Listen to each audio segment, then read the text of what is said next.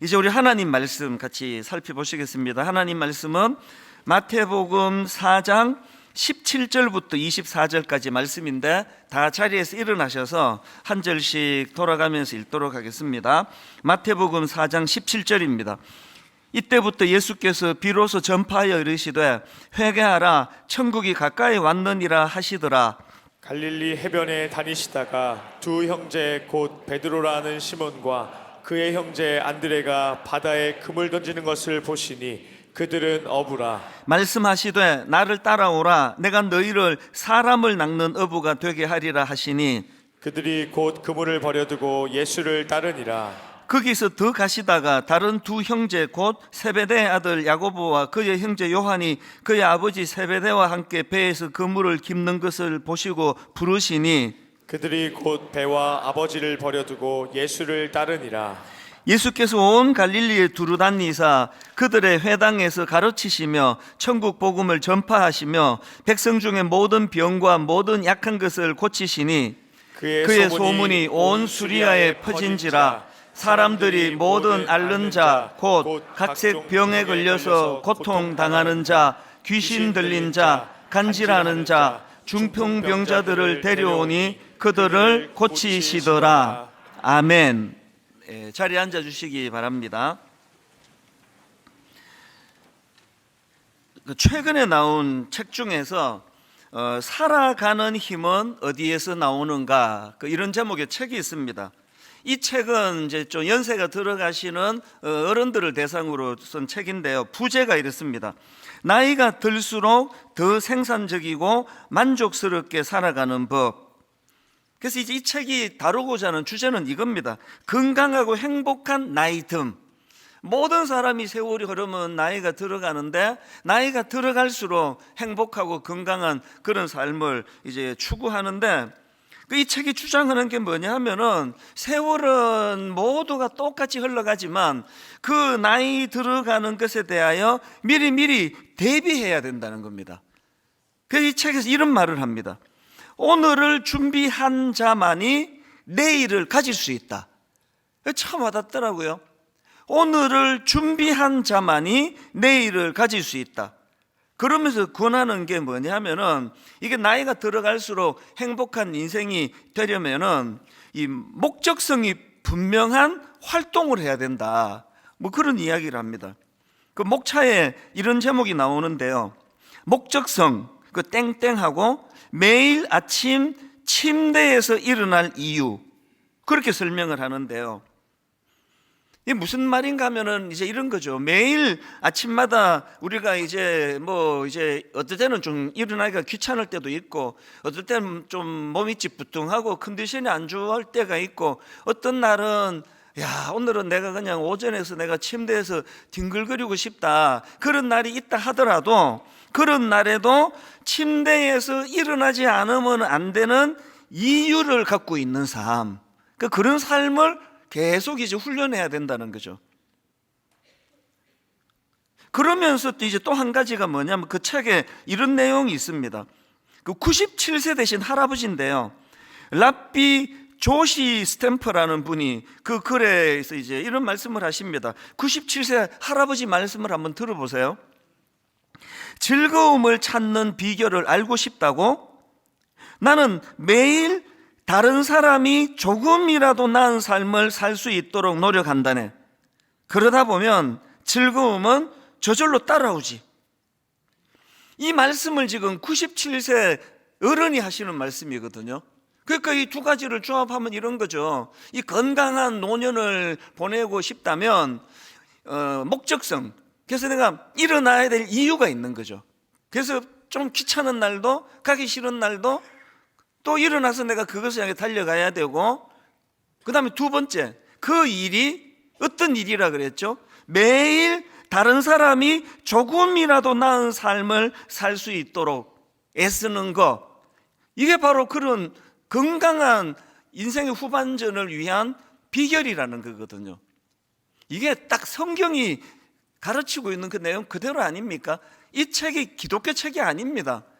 일반 세상의 전문가 교수님, 일반 세상에서 이런 것들을 많이 연구하신 분이 두 분이 쓴 책이거든요. 제가 지난번에 설교하면서 그 자아팽창 시대 이야기를 해드렸는데요. 오늘 우리 시대가 왜 자아팽창 시대입니까? 이 마음속의 자아, 그러니까 이 나라는 존재가 풍선처럼 부풀러 올라가지고 다른 게 껴들 거리가 없는 거예요. 그래서 이제 이 시대는 지금 이 순간에 내 감정, 내 지금 기분이 어떤가? 이거를 방해하는 건 용납이 안 되는 거죠. 그리고 내 기쁨, 내 유익, 그리고 나의 행복, 이것만을 위해 살아가도록 부추기는 게 이게 자아팽창 시대의 특징인데요. 그런데 참 이게 딜레마가 뭐냐 하면은, 제가 이 자아팽창 시대는 그 실패한 모델이라 그랬잖아요. 미국에서 유럽에서 해보니까 이렇게 자기 중심, 자기를 위하고 자기만을 위하는 삶이 이게 사실은요, 점점 나이 들수록 사람을 우울하게 만들고 불면증을 가져오고 그런 것들을 양산하는 거더라는 거죠. 그 제가 방금 소개해드렸던 그 책에서는 이런 그 극단적인 자기 위주로 살아가는 이 시대와는 조금 이제 다른 삶을 살아야 된다, 이제 그런 걸 제가 그 책에서 발견을 했고요. 그런가 하면은 제가 이 책을 읽고 있던 때에 그 20대 중반 청년이 쓴 블로그의 글인데요. 우연히 제가 이 글을 봤는데 제목이 이렇습니다. 개강을 앞두고, 이렇게 대학생인 것 같아요. 개강을 앞두고 땡땡 20대 중후반에도 고등학생처럼 살 수 있었던 비결. 이게 지금 그 좀 자조 섞인 이야기, 자기 스스로를 비웃는 표현이에요. 20대 중후반에도 고등학생처럼 살 수 있었던 비결, 그렇게 그 스스로를 그 비웃는 차원으로 이런 제목을 만들었는데 내용을 한번 들어보십시오. 20대 중후반에도 고등학생처럼 현실 감각 없이 혼자서만 뒤처질 수 있었던 비결. 친구들은 졸업하고 취업하고 인생 설계하며 똑부러지게 살아가는데 한때는 똑부러지다는 소리를 들었던 제가 어느 순간 바보처럼 살게 된 비결. 자기를 엄청 비웃고 있습니다. 그러면서 이제 그렇게 된 이유를 이 따옴표를 해갖고 이렇게 표현합니다. 20대 초반에 잘못 세운 롤 모델, 콤마하고 20대 중후반에 큰 역풍으로 돌아오리. 그 다음 내용도 들어보십시오. 저는 이 시기, 20대 초반을 말합니다. 저는 이 시기를 아주 잘못 보냈습니다. 금수저들을 롤 모델로 삼으면서 온라인에 떠도는 아이돌을 좋아하면서 가장 잘못된 롤 모델을 세우게 됩니다. 삐까번쩍 화려하고 돈 많은 이들을 선망하던 별거 아닌 시간들이 쌓여서 20대 중후반에 나쁜 결과가 되어 돌아오더군요. 그러면서 하는 말이 이래요. 누구를 부러워하느냐에 따라 5년 뒤 내 모습이 달라진다. 야, 이 20대 중반밖에 안 된 청년인데요. 제가 이 글을 보면서 막 엄청 수십 년 산 사람이나 짧은 20몇 년이라도 깨닫는 그 사람이 지혜자구나. 이 청년이 쓴 또 다른 글인데요. 제목이 이렇습니다. 만약 내가 20대 초반으로 돌아갈 수 있다면. 중반이 뭐 초반으로 돌아간다는 게 나 무슨 소리인지 모르겠는데, 하여튼 뭐 돌아간다면, 만약 내가 20대 초반으로 돌아갈 수 있다면, 그러면서 이제 내용이 이렇습니다. 내 인생의 롤 모델을 잘 세우는 것이 중요하다. 열심히 사는 사람들을 롤 모델로 세울 것이다. 저는요, 그 노년들을 향하여, 연세 대신 어른들을 향하여 쓴 책인 살아가는 힘은 어디에서 나오는가? 그래서 이제 목적성이 있어야 되고, 또 그 97세 할아버지 말씀처럼 내가 즐거움을 찾는 비결은 매일 내가 아닌 다른 사람이 조금이라도 더 나은 삶을 살도록 도와주는 것, 그것을 노력하는 것이 이렇게 행복을 가져온다는 이야기가 다 맥이 통하는 거예요. 20대도 깨닫는, 그리고 또 90대 할아버지도 그것을 정언하는 게 바로 이게 성경이 계속 강조하는. 그래서 저는요, 지난 그 한 주 내내 요즘에 계속 묵상하고 있는 말씀이 이겁니다. 이사야 32장 8절. 존귀한 자는 존귀한 일을 계획하나니 그는 항상 존귀한 일에 서리라. 또 세 번역으로 그러나 고귀한 사람은 고귀한 일을 계획하고 그 고귀한 뜻을 펼치며 삽니다. 지난주 제가 언급해 드렸던 이 구절을 한 주 내내 제 마음에 담고 하나님, 제가 참 하나님의 자녀, 십자가로 구원받은 존귀한 자녀가 되었는데 존귀한 일을 계획하고 존귀한 일을 행하며 사는 그런 하나님의 사람 되기를 원합니다. 마음에 그런 결의가 많이 나온 한 주간이었습니다. 그래서 제가 지난주에 그 마태복음 4장 23절 24절 말씀을 가지고 예수님이 하셨던 3대 사역에 대해서 이제 오늘은 그 범위를 조금 더 확장을 해서 마태복음 4장의 흐름을 가지고 말씀을 또 조금 더 깊이 나누어 보려고 합니다. 지난주 우리가 살펴보았던 마태복음 4장 23절이 예수님의 3대 사역을 담고 있습니다. 예수께서 온 갈릴리에 두루 다니사 그들의 회당에서 가르치시며 천국 복음을 전파하시며 백성 중에 모든 병과 모든 약한 것을 고치시니, 그래서 가르치시고 전파하시고 치료하시고 고치시는 사역, 이게 예수님의 3대 사역이라고 지난주에 이제 마태복음 4장 23절 24절 가지고 말씀을 나누었는데요. 이제 이 그림을 좀 더 확장을 해보자고요. 이 4장 전체의 흐름을 보면은 이제 마태복음 4장으로 와서 앞부분에 예수님이 광야에서 마귀에게 시험을 받으세요. 근데 그 예수님이 그 마귀의 시험을 너무나 멋지게 깔끔하게 그것을 극복해 내시고, 그리고는 이제 예수님의 공적인 사역이 시작이 됩니다. 그 선언처럼 알리는 선포가 그게 마태복음 4장 17절 오늘 본문인데요. 한번 보십시오. 이때부터 예수께서 비로소 전파하여 이르시되 회개하라 천국이 가까이 왔느니라 하시더라. 그렇게 예수님의 공적인 사역을 선포하시고는, 그리고는 이제 지난주 우리가 살펴봤던 예수님의 3대 사역, 온 갈릴리를 두루 다니시면서 가르치시고 전파하시고 치료하시는 사역을 하셨는데요. 그 선포하시고 온 마을을 다니면서 그런 일을 행하시기 전 그 중간에 하나를 더 하셨어요. 그게 뭐냐 하니까 제자를 부르시는 거였습니다.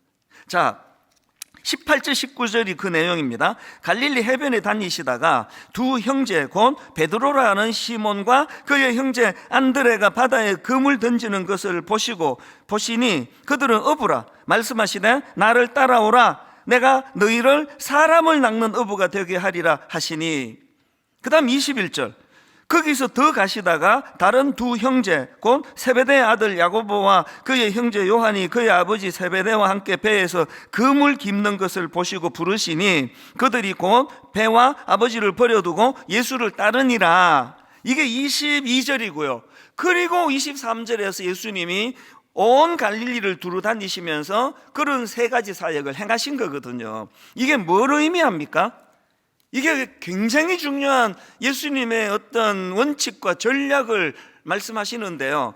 예수님은 그 놀라운 사역을 당신 혼자 하시지 않으시고 제자들을 불러서 함께 하시겠다는 거예요. 그래서 이 원리를 가지고 보면은 예수님이 사역하셨던 공생애를 보면은 딱 두 가지예요. 하나는 당신이 직접 온 갈릴리에 직접 다니시면서 가르치시고 전파하시고 치료하시는 사역을 직접 하셨고요. 그리고 또 하나는 그 일을 전수시켜 줄 제자들을 키우는 일을 하셨어요.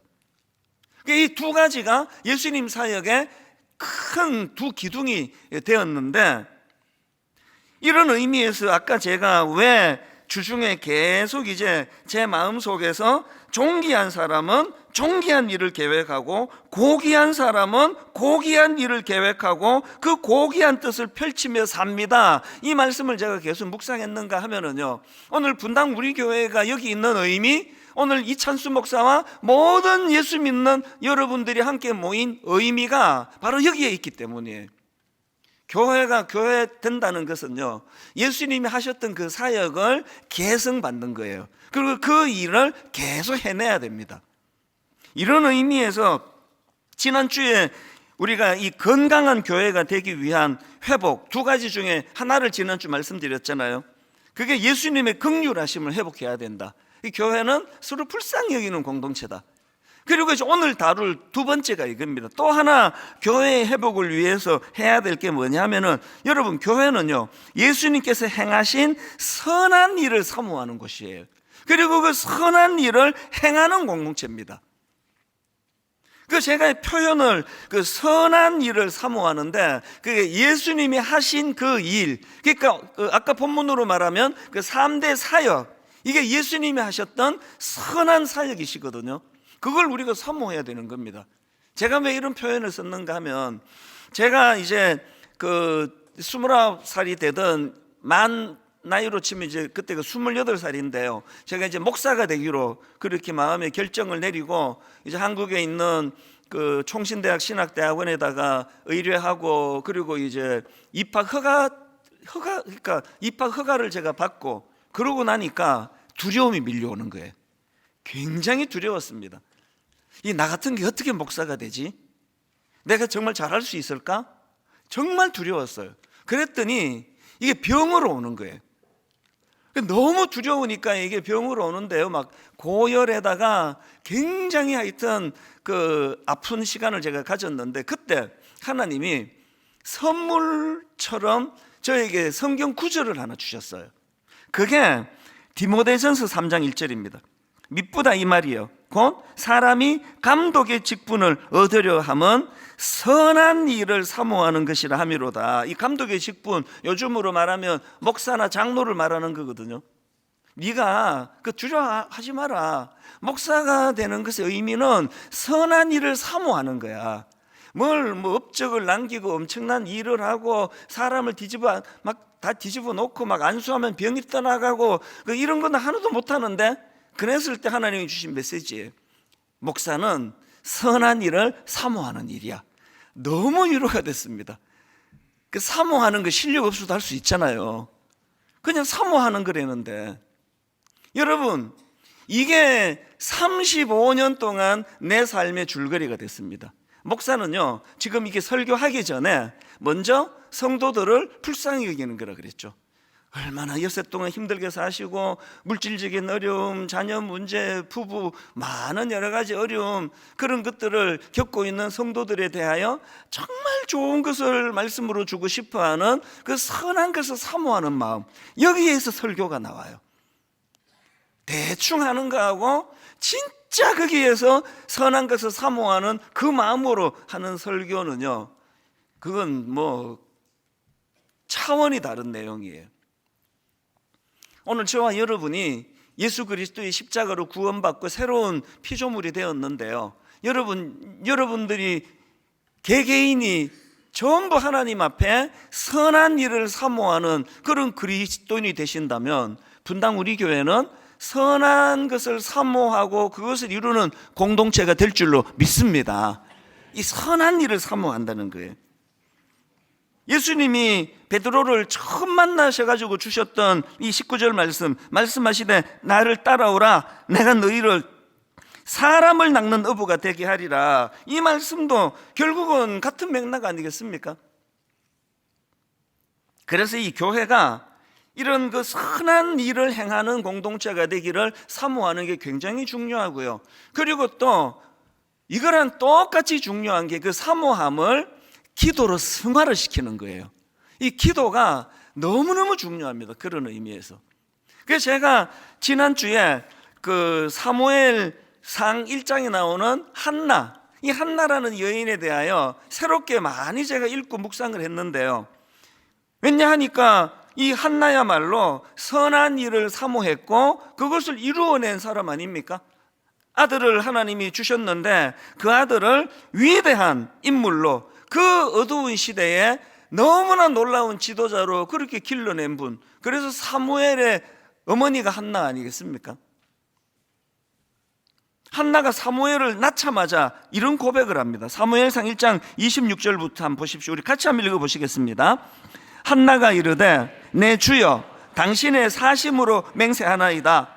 나는 여기서 내 주 당신 곁에 서서 여호와께 기도하던 여자라. 아이를 위하여 내가 기도하였더니 내가 구하여 기도한 바를 여호와께서 내게 허락하신지라. 그러므로 나도 그를 여호와께 드리되 그의 평생을 여호와께 드리나이다 하고 그가 거기서 여호와께 경배하니라. 여러분, 지금 한나가 망설임 없이 그렇게 갈급하게 구했던 아들인데요, 그 아들을 낳자마자 그 아들을 하나님께 드려요.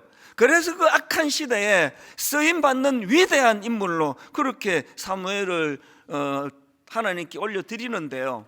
그런데 중요한 게 뭐냐, 아까 우리가 선한 일을 사모하는 공동체가 되기를 원한다 그랬는데요, 이 깨달음은 점진적으로 일어나는 거예요. 한 번에 확 철드는 사람 거의 없습니다. 계속 점진적으로 깨달아가고 성장하는 거거든요. 한나가요, 그 아들, 귀한 아들 사무엘을 시대와 민족을 위하여 하나님께 드리는 그 일이 이게 처음부터 있었던 게 아닙니다. 한나가 처음부터 기도할 때 기도가 굉장히 단순한 이유예요.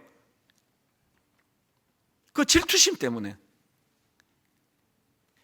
이 한나가 살던 그 시대는 타락의 정점에 있던 그런 시대 아니었습니까? 그래서 이제 이 사사 시대 말기에 타락이 극에 달하던 시대인데요, 어느 정도 타락했는가 하면은 그 한나의 남편 엘가나는 요즘으로 치면 믿음이 엄청 좋은 크리스찬입니다. 레위 자손이고요, 3절에 보면 하나님께 예배하며 제사를 드리는데 열심히였던 사람이라 그래요. 그러니까 이걸 요즘으로 말하면 막 한 5대째 목사 집안에다가 막 믿음이 엄청 좋은 가문의 사람이고, 자기도 늘 예배를 드리고 교회를 섬기고 그런 믿음 좋은 사람인데, 놀랍게도 그 믿음 좋은 한나의 남편조차도 첩이 있어요. 가책을 별로 느끼지 않습니다. 요즘에 교회가 욕을 좀 먹는 거는 세상이 너무 타락해 있으니까 크리스찬들도 뭐 다를 거 없더라, 많은 사람들이 세상에서 물들어가는 그 때문에 욕을 먹는 거랑 좀 비슷한 상황이에요. 그래서 이제 한나가 괴로움을 당하는 거는, 이게 참 드라마를 봐도 그렇고 참 신기해요. 진짜 그 생명을 잉태해야 되는 사람은 잘 안 되고 꼭 이게 첩이 또 이렇게 잘 나와요. 이 한나의 집이 딱 지금 그 상황입니다. 한나는 지금 난임으로 자녀가 없는데 첩이었던 브닌나는 자녀가 있는데요, 영어 성경으로 보니까 children이라는 표현을 쓰는 걸로 봐서 그 첩이 애를 하나만 낳은 게 아니에요. 복수예요. 그리고는 이제 그 악한 그 괴롭힘을 계속 이제 한나가 당하거든요. 그 문제로 지금 사무엘상 1장 7절입니다. 매년 한나가 여호와의 집에 올라갈 때마다 남편이 그같이 하매 브닌나가 그를 격분시킴으로, 이 브닌나가 그 첩의 이름이에요. 그를 격분시킴으로 그가 울고 먹지 아니하니. 여러분, 이게 어떤 상황인지 아시겠죠? 그래서 막 나라와 민족을 구해달라고 그렇게 기도한 게 아니고요, 그 브닌나라는 그 여자 때문에 끊임없이 그렇게 조롱당하고 하니까 괴로워서 이제 기도를 한 겁니다. 10절에 나옵니다. 한나가 마음이 괴로워서 여호와께 기도하고 통곡하며 그렇게 하나님께 매달리는데, 이번에는요 또 괴롭히는 또 딴 사람이 또 등장을 하는데, 놀랍게도 엘리 제사장이에요. 너무너무 괴로워서 고통스럽게 그렇게 기도하는데, 그 당시 종교 지도자라고 하는 이 엘리가 하는 말이 이게 가관입니다. 14절에서 이렇게 말합니다. 엘리가 그에게 이르되 네가 언제까지 취하여 있겠느냐, 포도주를 끊어라. 제가요 이 지난주에 이 말씀을 묵상하다가 새로 깨달은 게 있습니다. 이 시대에 예수 믿는 거 진짜 어렵겠다. 세상 사람들은요 엿새 동안 그냥 그 번인나만 상대하면 돼요. 세상에 있는 번인나가 괴롭히는 것만 직장에 가서 계속 괴롭히고 시달리고 그러면, 요새 막 또 5일 근무하는 데가 많잖아요. 막 토요일 날 집에 가서 또 주일 날, 일요일 날 그들 표현으로 막 그냥 다 이제 힐링하고 그러는데요, 예수 믿는 게 왜 어렵습니까? 주중에는 세상 사람 번인나한테 시달리고, 교회 오면은 또 엘리 같은 게 또 우리를 괴롭혀요. 이게 뭐 주 7일 괴롭힘을 당하는 게 예수 믿는 사람 아닙니까? 여러분, 교회 안에 엘리가 얼마나 많습니까? 또 이게 엘리 제사장이니까, 이게 요즘으로 말하면 목사니까 저도 뜨끔해요. 저한테 또 뭐 괴롭힘 당하는 분이 안 계시기를 바랍니다만, 그래서 저는요 요즘에 가나안 성도가 급증하는 게 너무 이해가 돼요. 아이고 이틀은 좀 쉬자, 엘리를 피해갖고. 그래갖고 이제 가나안 성도가 그렇게 많은데요. 그런데 잘 들어보세요. 한나가 잘한 게 뭐냐 하면은, 한나는 내가 이제는 뭐 분인나한테 시달리고, 내가 이제는 뭐 엘리 제사장까지 나를 이렇게 억울하게 지금 쓸데없는 소리를 하고, 그래서 내가 이제 나도 가나안 성도가 될 거야, 그렇지 않고요. 오히려 한나는 그 고통의 문제를 가지고 하나님께 나아가요. 그리고 하나님께 기도합니다.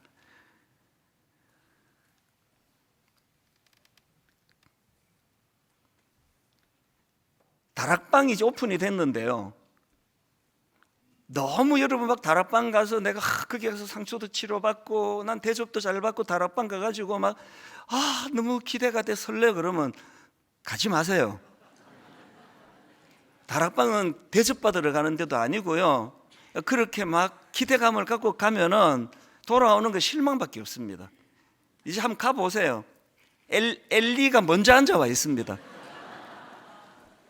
이 농담이 아니고요, 다락방은요 그거 대접받으러 가고 내 치료받으러 가는 게 아니라 이 어두운 시대에 섬기러 가는 거예요. 이게 서로서로 섬기면서 그 섬김이 결국은 나에게로 돌아오는 이 원리를 누리는 게 이게 다락방이거든요. 그래서 엘리가 그렇게 안 그래도 지금 죽고 싶은 이 한나라는 여인에게 그런 억장이 무너지는 그런 소리를, 오해의 소리를 해대니까 한나가 이렇게 이야기를 해요. 어떻게 설명하는가 하니까 15절입니다. 한나가 대답하여 이르되 내 주여 그렇지 아니하니이다. 나는 마음이 슬픈 여자라.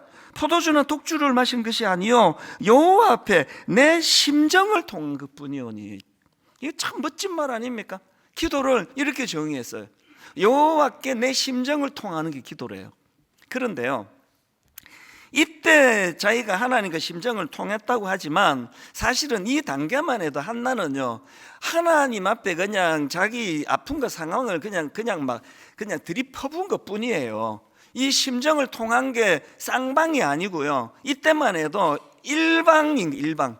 왜 하나님은 나한테 자녀를 안 주시느냐고, 왜 하나님은 저 분인나 같은 못된 거 처치를 안 하시느냐고 막 들이퍼붓는 걸 지금 하나님과 심정이 통했다는 거예요. 그랬는데 여러분, 이 기도가 중요한 게 뭐냐면은 이렇게 낮은 단계로 하나님과 소통하는데요, 그 기도가 어떻게 발전하는 겁니까? 하나님과 쌍방의 심정을 통하는 것으로 발전해 가는 거예요. 뭘 보면 압니까? 결국은 한나가 오래 하나님께 눈물로 매달려 하나님과 심정을 통했다고 하는 그 말의 의미를 자기가 어떻게 증명해냅니까? 그렇게 어렵게 아들을 낳았는데 그 아들을 하나님께 왜 드리느냐고요. 이제 한나가 어느 단계입니까? 자기의 심정도 하나님께 다 토해놓았지만 그 악하고 어두운, 그래서 그 사사기 말기는 영적으로 불임의 시대라 그러거든요. 그 불임의 시대, 그 악한 시대에 아버지 하나님의 마음이 어떠실까? 그 마음을 이제 쌍방으로 통하기 시작한 거예요. 그랬기 때문에 그 하나님 앞에 이 소중한 아들을 드립니다. 오늘 여기 예배 드리시는 분은요 딱 세 종류예요. 첫 번째 종류는, 아니 그 하나님과 심정을 통한다는 게 무슨 말이고 도대체 그게 무슨 말인지 모르겠네.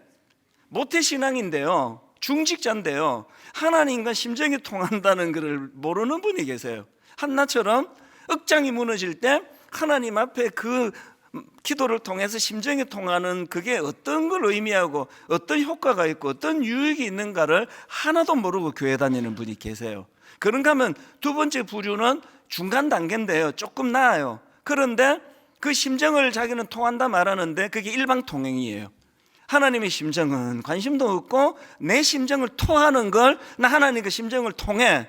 여러분, 통하는 건요 같이 이루어지는 거예요. 부부가 그 남편과 아내가 서로가 통해야만 이게 우리 부부는 심정이 통한다는 거지, 상대방에 대해서는 하나도 그 아픔을 무관심하게 알아주지도 않으면서 자기 얘기만 들이퍼붓는 거를 심정에 통한다 그러면 안 되는 거잖아요. 믿음이 꽤 좋다고 생각하는 분 중에 이 두 번째 부류가 제일 많습니다. 그런가 하면 저는 소수라 생각하는데요, 하나님과 쌍방의 심정이 통하는 분이 계세요. 그래서 정말 이 혼란한 이 시대에 아버지 하나님 마음을 헤아리면 눈물이 나요. 아버지 하나님께서 이 약한 시대에, 이 배교의 시대에 얼마나 탄식하고 계실까. 많은 헌신자들, 기도하는 분들 다 여기서부터 나오는 거거든요. 여러분은 어느 부류에 속하신 크리스찬이세요?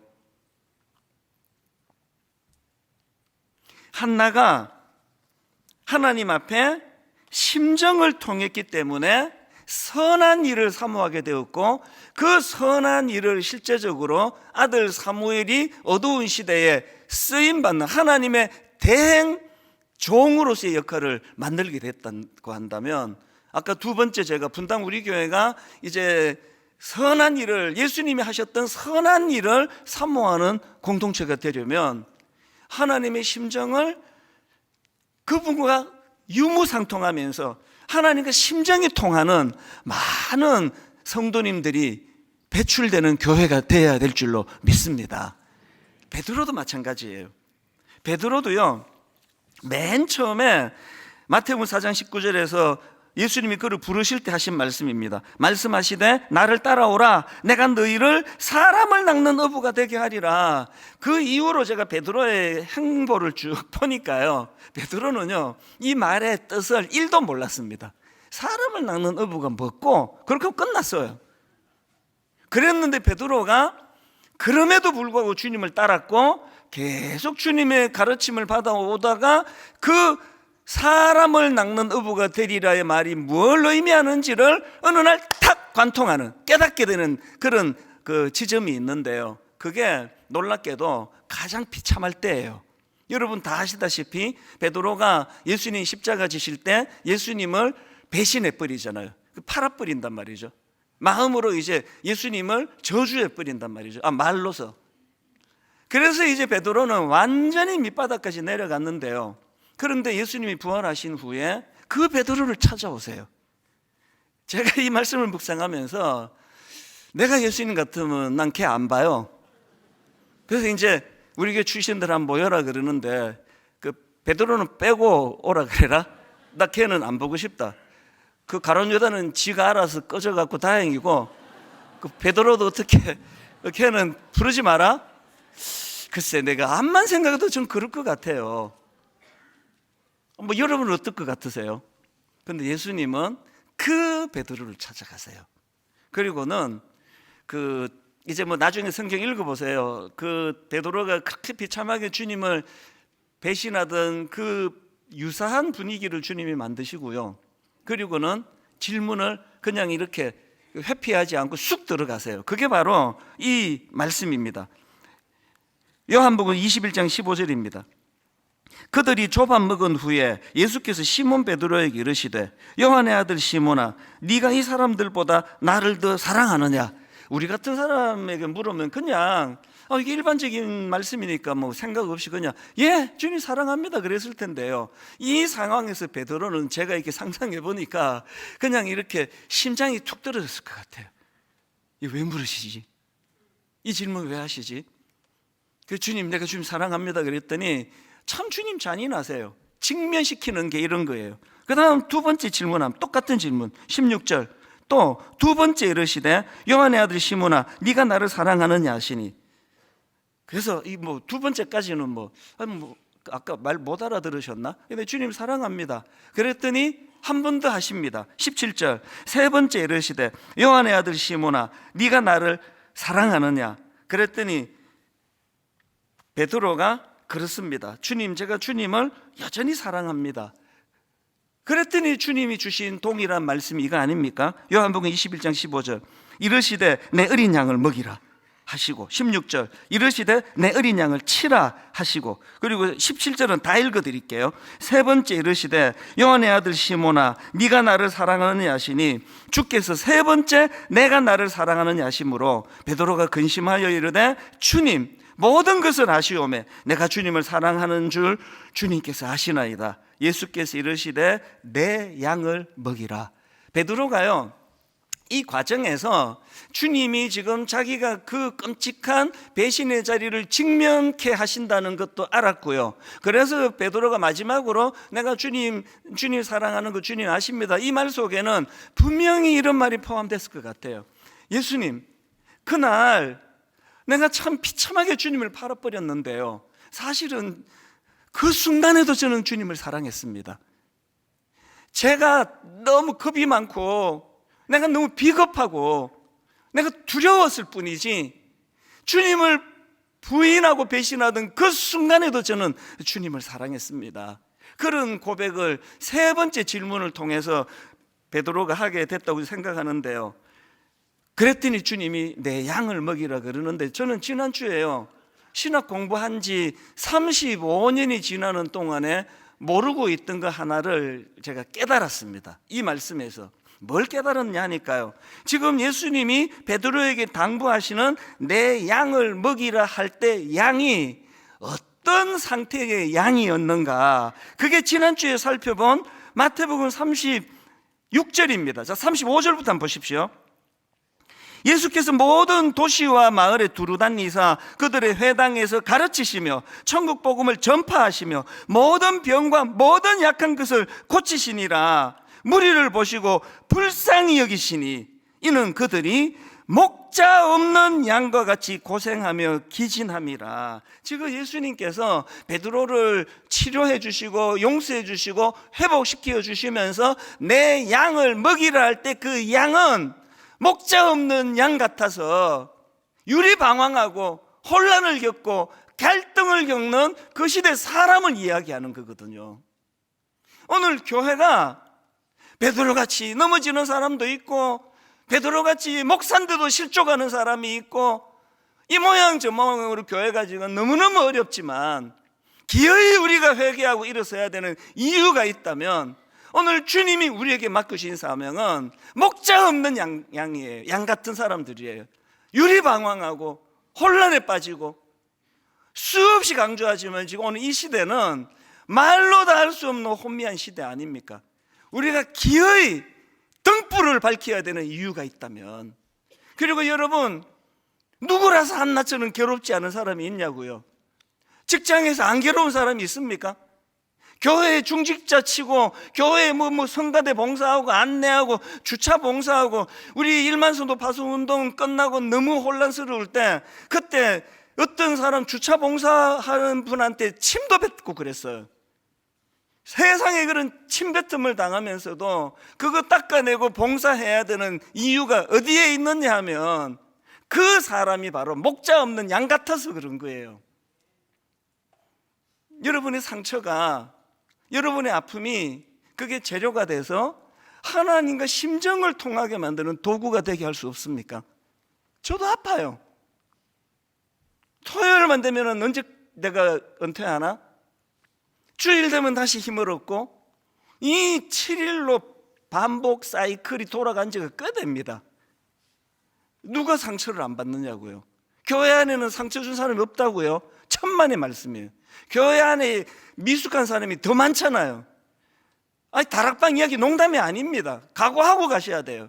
그럼에도 불구하고 내 상처가, 내 눈물이, 내 아픔이 기도의 자리로 나가게 하고 그 기도가 하나님의 심정을 헤아리는, 그래서 나는 내 하나님과 심정이 통하는 사람이 되었다고 할 때 결론이 이거예요. 맨 처음에 제가 책에서 인용해드렸던 그 전문가 두 저자가 했던 그 말, 나이가 들수록 행복한 인생을 살기 위해서는 귀찮아 죽겠어도 침대에서 일어나야 될 이유가 있는 그 사람이다. 그리고 97세 할아버지가 했던 말, 그 이유는 오늘도 나로 인해 조금이라도 저 사람이 더 나아지는 삶을 행하기 위해서. 기독교 책에서 그렇게 말하면 저도 교회는 맨날 이렇게 말하는 것이라고 하는데요, 그 전문가들이 하는 이야기예요.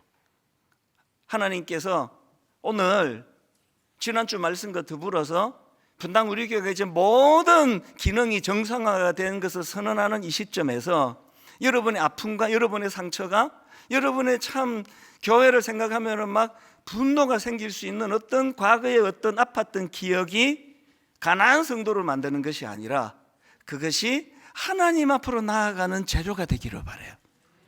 그것이 이 시대에 나만 아픈 게 아니라 하나님도 아프시구나, 나만 상처받는 게 아니라 이 교회의 무기력을 보고 우리 아버지 하나님도 아프신 거구나, 그 심정을 통하는 사람들이 많이 생겨나면 그 교회가 부흥하는 교회라고 할 수가 있습니다. 오늘 한번 이 찬양을 이 부르심이라는 이런 포인트로 제가 이 곡을 택했는데요. 주님 나를 부르시니 두려움 없이 배에서 나아가리라. 베드로가 풍랑이는 그 바다를 뛰어들던 그 내용을 갖고 만들었는데 계속 반복하는 게 주님 여기 계시기에, 주님 여기 계시기에, 또 주님 나를 부르시니, 주님 나를 부르시니. 저는 두 가지를 놓고 기도합니다.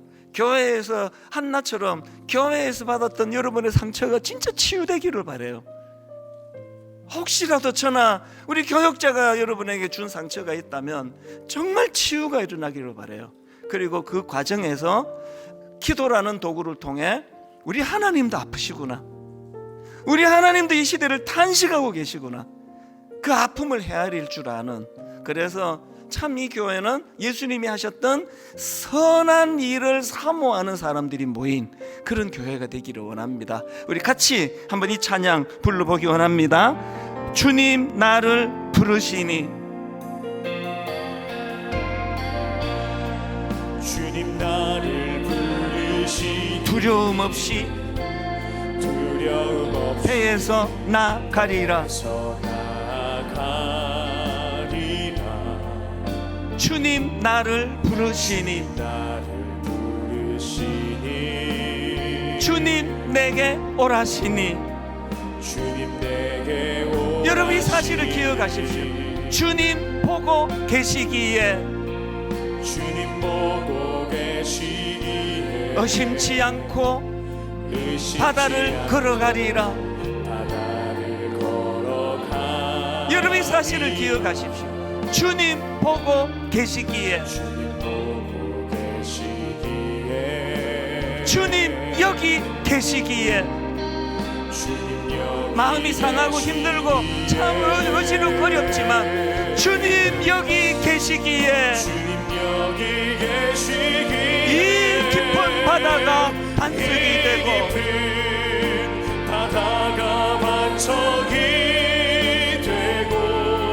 주님 여기 계시기에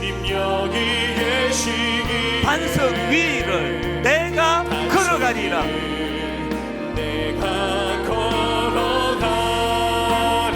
주님 여기 계시기에 저 거친 파도가 반석이 되고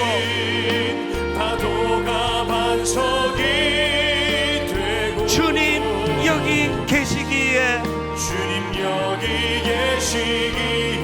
반석 위를 내가 걷습니다. 우리 다시 한번 이렇게 노래합니다. 주님 나를 부르시니, 두려움 없이 배에서 나아가리라.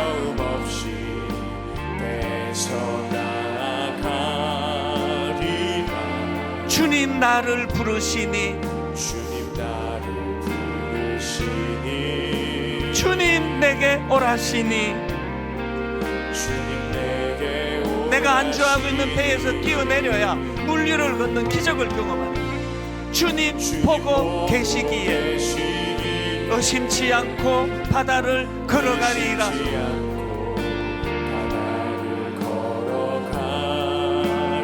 주님 보고 계시기에 아무리 힘들고 있는 인생이지만 주님 여기 계시기에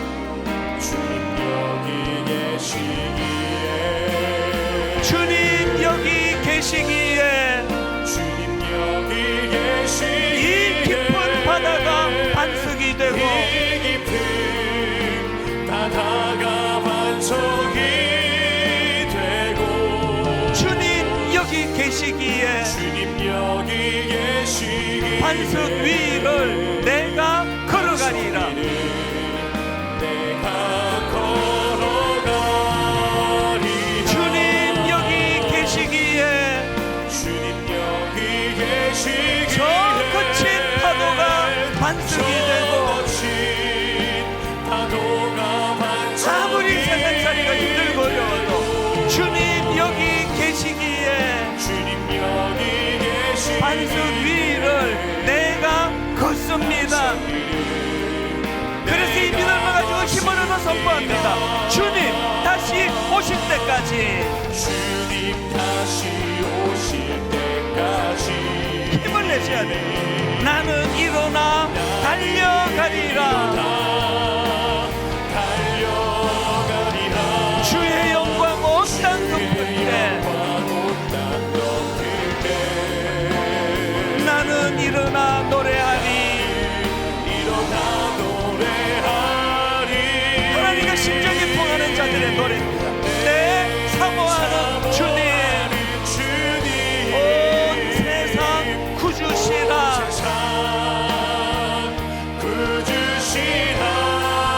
내 사모하는 주님, 영광의 왕이시라.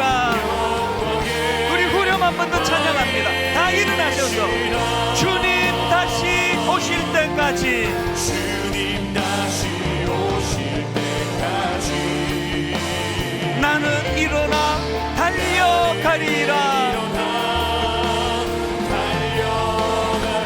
주의 영광 온 땅 덮을 때 힘을 얻어 달려갑니다. 나는 일어나 노래하리.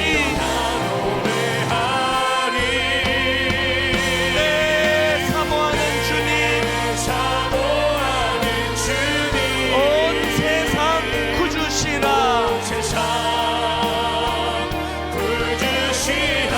내 사모하는 주님,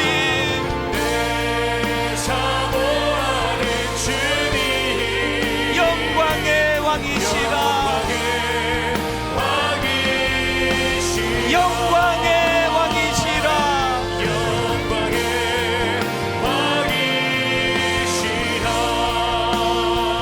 우리 같이 한번 기도할 때 여러분, 우리 베드로처럼 성경에 뭐라고 아무리 가르쳐도 우리는 깨닫지 못하는 자들입니다. 그리고 우리는 한나처럼 교회 와서 또 상처를 많이 받아요.